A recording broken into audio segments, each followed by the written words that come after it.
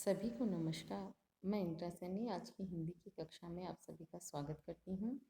आज हम स्नातक प्रथम वर्ष में भक्ति काव्य के अंतर्गत जो जायसी द्वारा रचित पद्मावत है उसके मानसरोधक खंड के पद पढ़ेंगे। पूर्व की कक्षा में भी हमने मानसरोधक खंड के कुछ पद पढ़े थे, जिसमें यह चर्चा चल रही थी कि पद्मिनी जो हैं अपनी सखियों के साथ मानसरोवर में स्नान करने के लिए आती हैं, वहाँ सखियाँ खेलती हैं। इसके आगे का अंश हम आज पढ़ें। पद्मावत मानसरोवर खंड। धरी तीर सब कंचुकी सारी, सरवर मह पैठी सब बारी। पाई नीर जानो सब बेली, हुलसी ही करही काम के केली। करिल केस बिसहर बिसहरे, लहरे लेही कंवल मुख धरे। नवल वसंत संवारी, करी होई प्रगट जानहु रस भरी। उठी कोप जस दारिव दाखा, भई उनंत प्रेम के शाखा। सरवर नहीं समाई संसारा, चांद नहाई पैट लेई तारा। धनी सो नीर ससी तरिउ उई, अब कित डीठ कमल ओ कुई। चकी बिछुरी पुकारे, कहाँ मिलो हो नह। एक चांद निशि सरग मह, दीन दूसर जलमा। प्रस्तुत जो पद है इसमें जायसी के द्वारा पद्मिनी जो है सरोवर में स्नान करने के लिए अपने बालों का जूड़ा खोला और काली घटा छा जाने का दृश्य उत्पन्न हो गया। चकोर उनके मुख को चंद्रमा जानकर देखने लगा। सभी सखियां जल में क्रीड़ा करने लगी। इस पद में सखियों द्वारा जल में क्रीड़ा करने का चित्रण किया गया है। जायसी कहते हैं कि धरी तीर सब कंचुकी सारी, सरवर मह पैठी सब बारी। कि सभी सखियां सरोवर के किनारे अपनी चोली और साड़ी रखकर जल में प्रविष्ट हुई। पाई नीर जानो सब बेली, हुलसही करही काम के केली। पानी में वे सब खिली हुई बेल की तरह प्रतीत होती थीं। वे प्रसन्न होती हुई काम क्रीड़ा करने लगी। करिल केस बिसहर बिसहरे, लहरे लेही कंवल मुख धरे। उनके काले काले केस विष से युक्त सर्प जैसे लगते थे।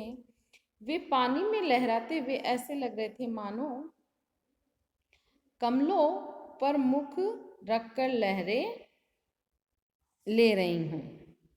नवल वसंत संवारी, करी होई प्रगट जानहु रस भरी। वे सब सखियां ऐसी सुंदर लगती थीं जैसे नए वसंत ने संभाल कर बनाई हो, जो स्पष्ट ही रसपूर्ण हो। यानी वो सखियां जो हैं रस से युक्त लग रही थी। उठी कोप जस दारिव दाखा, भई उन्नत प्रेम के शाखा। वे ऐसी लगती थी मानो प्रेम की शाखाएं दाड़िम और दाग की कपोलों की तरह है उग आई हैं। सरवर नहीं समाई संसारा, चांद नहाई पैट लेई तारा। उन सभी सखियों को पाकर सरोवर तो खुशी के मारे फूला नहीं समा रहा था।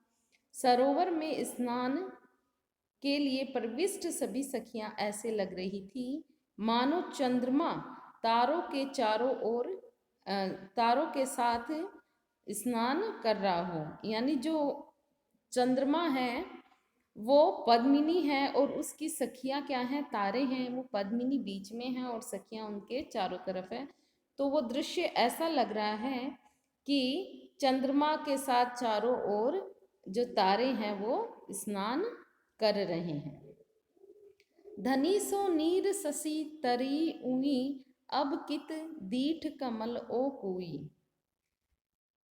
सरोवर का वह जल धन्य है जिसमें चंद्रमा और तारे स्नान करने के लिए उतरे हैं।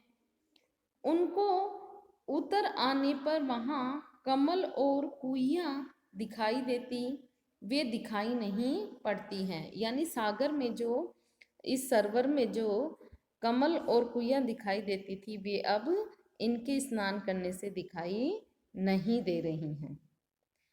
चकई बिछुरी पुकारे कहाँ मिलो हो ना हो। ऐसी स्थिति में, कैसी स्थिति में कि पद्मिनी है, वह मान सरोवर में स्नान कर रही है, साथ में उसकी सखियां हैं, उसकी सखियां तारे के समान लग रही है और पद्मिनी क्या है, चंद्रमा। तो ऐसी स्थिति में चकवी अपने प्रिय से बिछुड़कर पुकारने लगी, हे नाथ अब हमारा मिलन कैसे संभव होगा। क्यों? एक चांद निसी सरग में है, दिन दूसर जल माह। क्योंकि अब तो दो चंद्रमा दिखाई पड़ते हैं, एक चंद्रमा तो रात में आकाश में रहता है और दूसरा दिन में ही जल में विद्यमान रहता है। कवि ने पद्मिनी को चंद्रमा के समान और उसकी सखियों को तारों के समान बताया, इसलिए जो है चकवी अपने प्रिय के वियोग से और अधिक व्याकुल होके पुकारने लगी। इस खंड में कवि ने जो है चकवी चकवे से संबंधित वर्णन किया है। चकवा चकवी सरोवर के अलग अलग किनारे पे बैठते हैं। इस प्रकार चकवी अपने प्रिय का वियोग अनुभव कर रही हैं। यहाँ पर पद्मिनी और उनकी सखियों के द्वारा जल क्रीड़ा का चित्रण है। उनके केशों को सर्प, मुख को कमल और दांतों को दाड़िम की तरह बताया गया है। पद्मिनी को चंद्रमा और सखियों को तारों के समान बताया गया है। कवि ने रूपक, विभावना, भ्रांतिमान, अनुप्रास आदि अलंकारों से अपने इस पद को सजाया है। कवि ने अवधी भाषा, जो जायसी ने अवधी भाषा का प्रयोग किया है, साथ ही भाषा में लाक्षणिकता का प्रयोग भी कवि ने इस पद में किया है।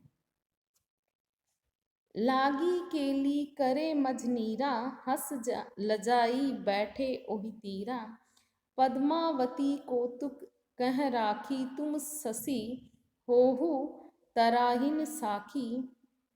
बाद मेली के खेल पसारा, हार देई जो खेलत हारा। संवरी सांवरी गोरी, आपनी लीनी सो जोरी। बूझी खेल खेलहूँ एक साथा, हार न होई पराए हाथा। आजहु खेली बहुरी कित होई, खेल गए कित खेले कोई। धनी सो खेल खल सह पेमा, रउताई ओ कुसुम खेमा। मुहम्मद बाजी प्रेम के, ज्यों भावे त्यों खेल। तिल फूलहि के संग ज्यों, होई फुलायत तेल।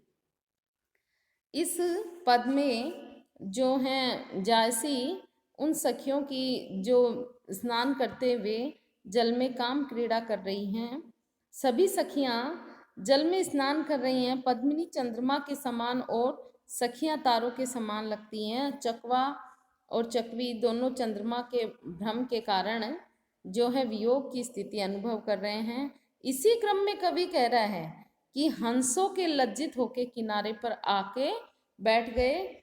इस पद में इस तरह का आगे का चित्रण किया गया है। जैसे कहते हैं कि लागी केली करे मझनीरा, हंस लजाई बैठे ओहि तीरा। कि सभी सखियां मिलकर पानी में क्रीड़ा करने लगी। तब मानसरोवर में हंस लज्जित होकर किनारे पर आकर बैठ गए।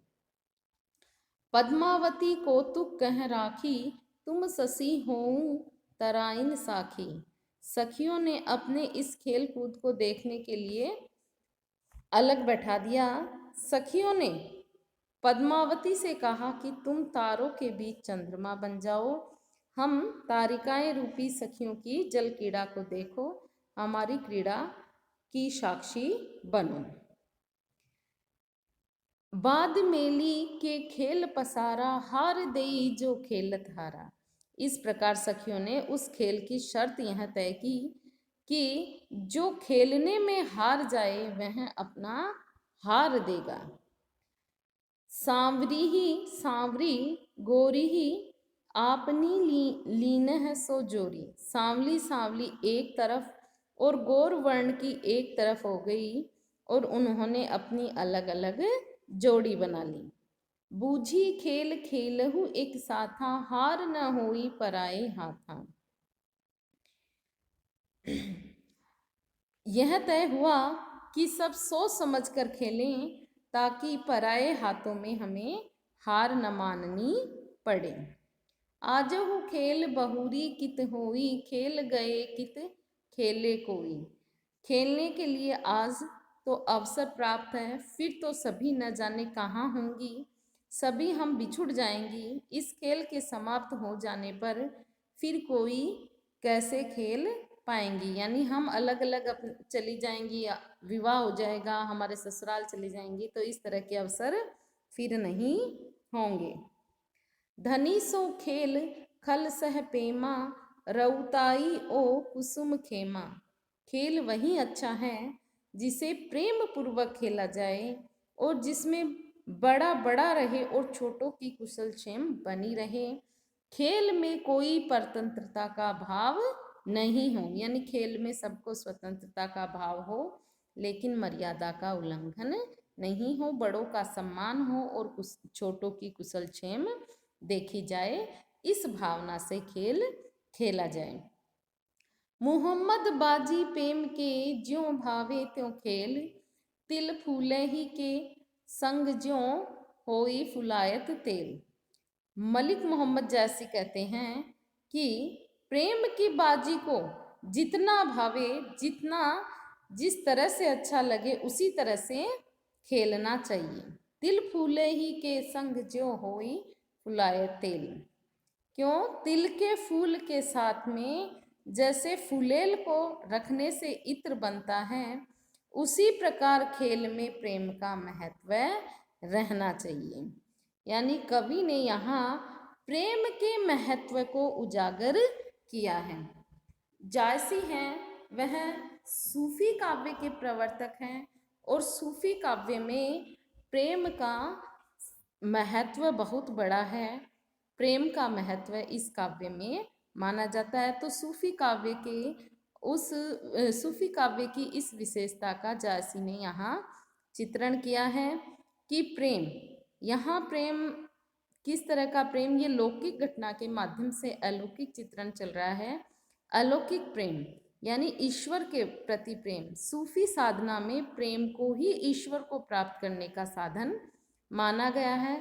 संसार में मनुष्य जीवन भी एक खेल की तरह है। जीवन में प्रेम को महत्व दिया जाना चाहिए, तभी हमें उस परमात्मा की प्राप्ति होके हमें मोक्ष मिलेगा। इसमें कवि ने उत्प्रेक्षा, उदाहरण और अनुप्रास अलंकारों से काव्य पद को सजाया है। आज की कक्षा के लिए इतना ही। इसके आगे का अंश हम आगे पढ़ेंगे। धन्यवाद।